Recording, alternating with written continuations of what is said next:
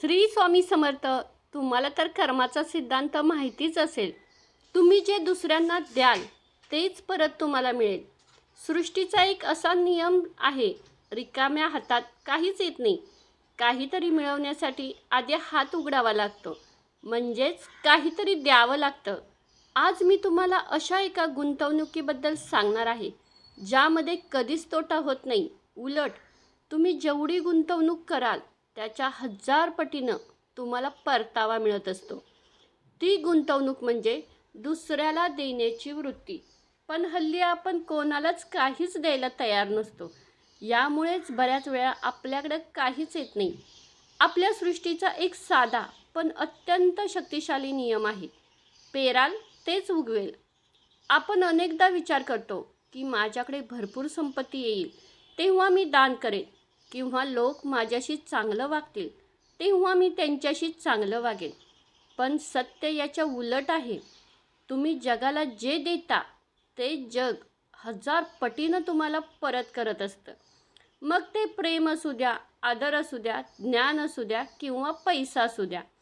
आजच्या या व्हिडिओमध्ये आपण बघणार आहोत की देण्याची वृत्ती तुमचं आयुष्य कसं बदलू शकते. त्यामुळे व्हिडिओ शेवटपर्यंत बघा.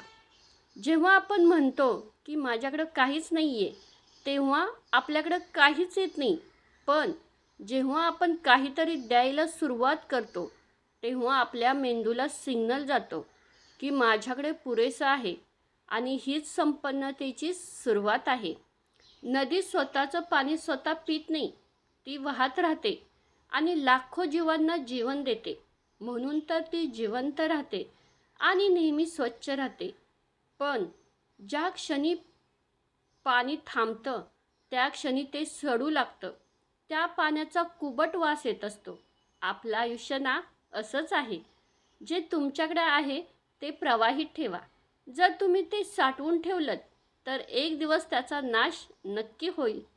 शेतकऱ्याला जेव्हा पोतभर धान्य हवं असतं तेव्हा तो मुठभर धान्य जमिनीत पेरतो. तो त्या धान्याचा त्याग करतो. म्हणून तर काही महिन्यांनी त्याला पेरलेल्या धान्याच्या मोबदल्यात कितीतरी पटीने धान्य मिळतं.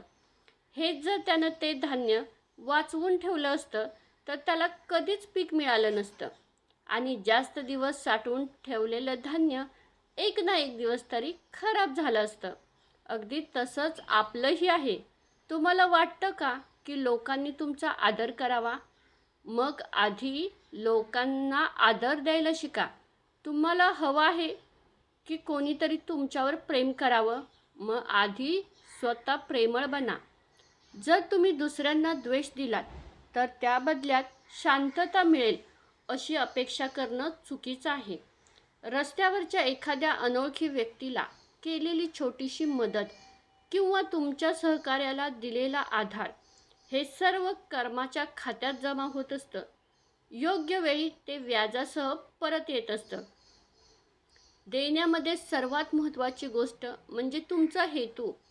जर तुम्ही या अपेक्षेनं देत असाल की मी त्याला दिलं तर समोरचा माणूसही मला काहीतरी देईल, तर तो व्यापार झाला, दान नाही. जेव्हा तुम्ही निस्वार्थपणे देता तेव्हा संपूर्ण ब्रह्मांड तुम्हाला देणं लागतं. त्यामुळे आजपासून एक नियम करा. दिवसातून किमान एका व्यक्तीला काहीतरी द्या. ते कौतुक असू शकतं, मदत असू शकतं किंवा फक्त ऐकून घेणं असू शकतं. कधी कधी माफी देणं हे सर्वात मोठं दान असतं. दुसऱ्याला माफ करून तुम्ही स्वतःला मानसिक त्रासातून मुक्त करता. तुमचे हात जोपर्यंत बंद आहेत तोपर्यंत त्यात काहीच येऊ शकणार नाही. काहीतरी मिळवण्यासाठी हात उघडावा लागतो.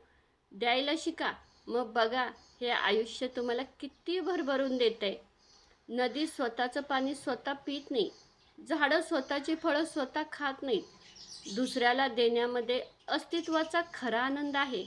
जर तुम्हाला आयुष्यात प्रेम, आदर आणि मदत हवी असेल तर आधी ती इतरांना वाटायला सुरुवात करा. निसर्ग व्याजासह सर्व काही परत करतो. श्रीमंती पैशात नसते, ती तुमच्या देण्याच्या वृत्तीत असते. ज्याच्याकडं सगळं काही असून फक्त देण्याची वृत्ती नसते तोच खरा गरीब.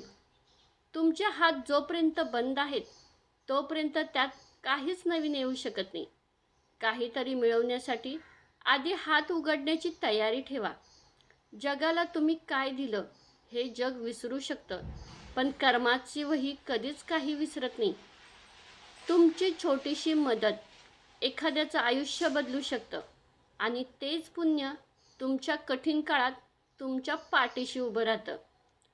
देणारा हात घेणाऱ्या हातापेक्षा नेहमी वर असतो. रिकाम्या हाताने काही मिळत नाही. आधी पेरणी करावी लागते. दुसऱ्याच्या आयुष्यात प्रकाश निर्माण करा. तुमचं आयुष्य आपोआप उजळून निघेल.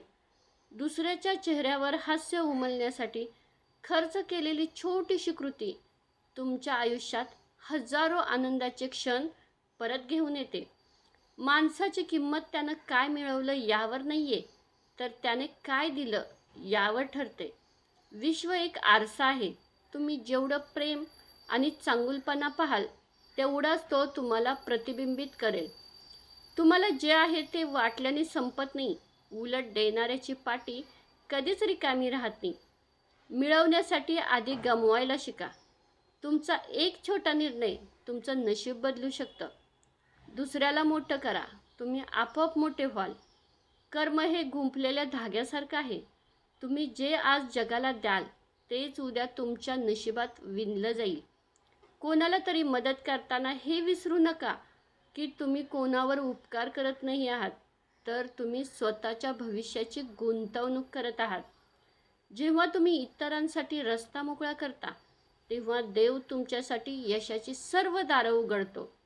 त्यामुळे शेवटी एकच लक्षात ठेवा, तुम्ही दिवसभरात जे काही दुसऱ्यांना द्याल तेच दुप्पट होऊन तुमच्याकडे परत येणार आहे. त्यामुळे आता विचार करा की लोकांना काय द्यायचं ते. हा व्हिडिओ बघितल्याबद्दल तुमचे मनापासून आभारी आहे. धन्यवाद.